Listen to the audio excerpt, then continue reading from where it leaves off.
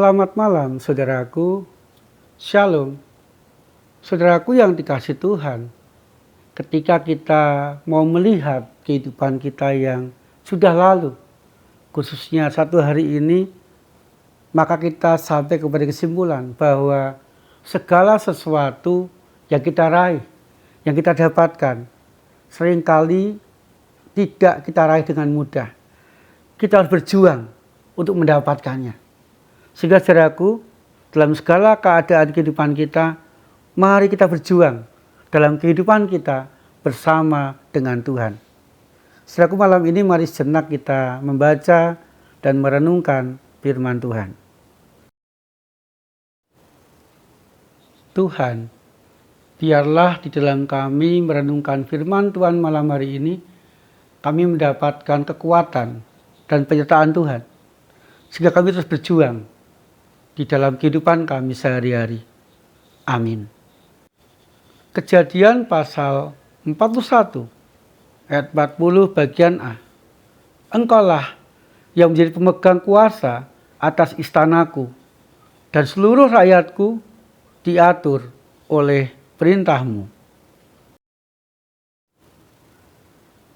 Saudaraku yang dikasih Tuhan, ketika kita mau melihat ulang kehidupan kita masing-masing, khususnya seharian yang sudah kita lewati, tentu kita akan sampai kepada kesimpulan bahwa segala sesuatu yang kita raih, yang kita dapatkan, yang kita rasakan dalam kehidupan kita, tidak bisa kita raih dengan cara instan, tidak bisa kita raih dengan cara mudah dan cepat.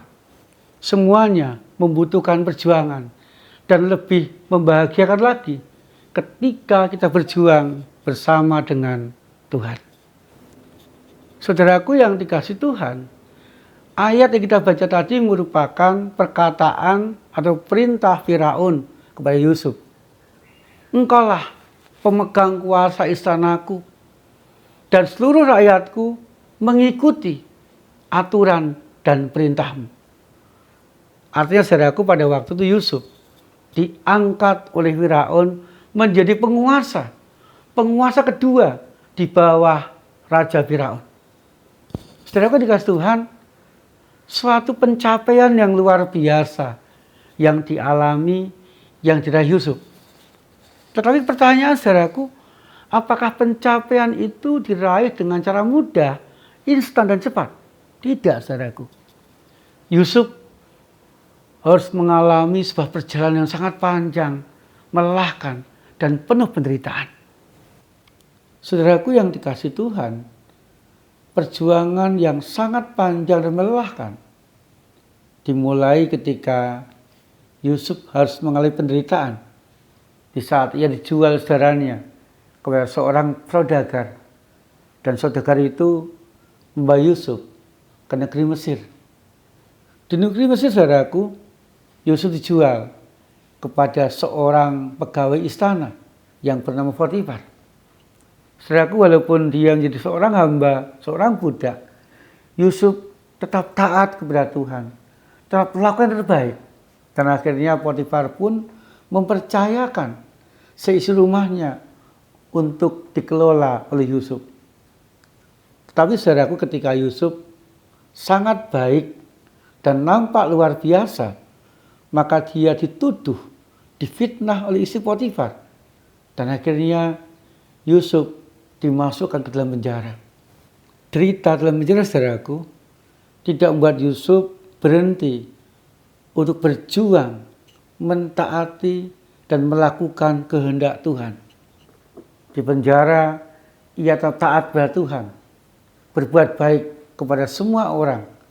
Dan akhirnya, saudaraku, dua orang juru makan dan juru minum raja dimasukkan dalam penjara karena sebuah kesalahan. Kemudian ketika dua orang bermimpi, Yusuf bisa menebak mimpi itu, dan yang terjadi adalah sesuai dengan apa yang dikatakan Yusuf. Juru makan dihukum mati dan juru minum dikembalikan kepada tempat semula. Saudaraku, ketika Raja Firaun bermimpi, kemudian juru minum ingat bahwa di penjara ada Yusuf, maka Yusuf dipanggil untuk menebak mimpi Firaun. Dan karena pertolongan Tuhan, dan karena ketaatan Yusuf kepada Tuhan, dan karena Yusuf mengandalkan Tuhan, maka Yusuf dimampukan Tuhan untuk menebak mimpi raja. Ada 7 tahun masa kelimpahan, kemudian 7 tahun lagi ada masa kelaparan.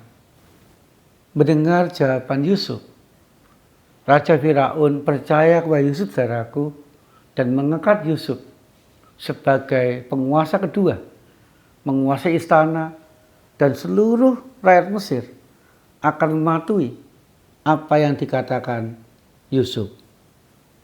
Saudaraku, sebuah pencapaian sangat luar biasa setelah berjuang bertahun-tahun dan mengalami banyak penderitaan. Saudaraku yang dikasihi Tuhan, demikian juga dalam kehidupan kita sehari-hari. Sebuah pencapaian, sebuah keberhasilan seringkali tidak dengan mudah diraih, tetapi harus ada kesetiaan, kesabaran, ketaatan, dan perjuangan, sehingga kita dimampukan Tuhan untuk meraih apa yang kita rindukan dalam kehidupan kita sehari-hari. Untuk itu, saudaraku, di saat kita mengalami sebuah perjuangan di dalam meraih sesuatu, janganlah kita putus asa, janganlah kita berkecil hati, tapi teruslah berjuang bersama dengan Tuhan. Di saat kita taat, setia, tabah, dan melakukan terbaik, maka kita akan meraih yang terbaik yang berasal dari Tuhan. Amin.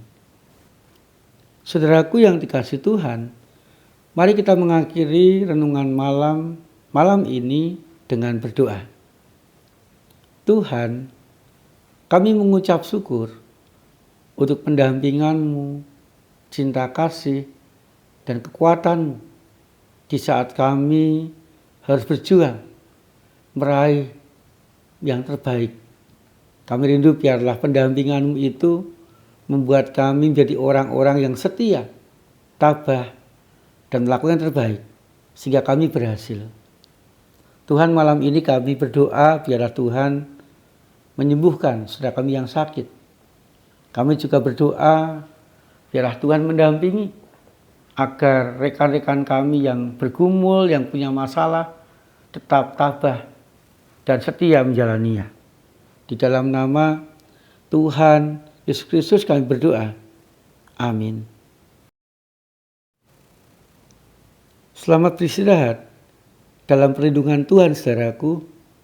Tuhan Yesus senantiasa menyertai dan memberkati kita.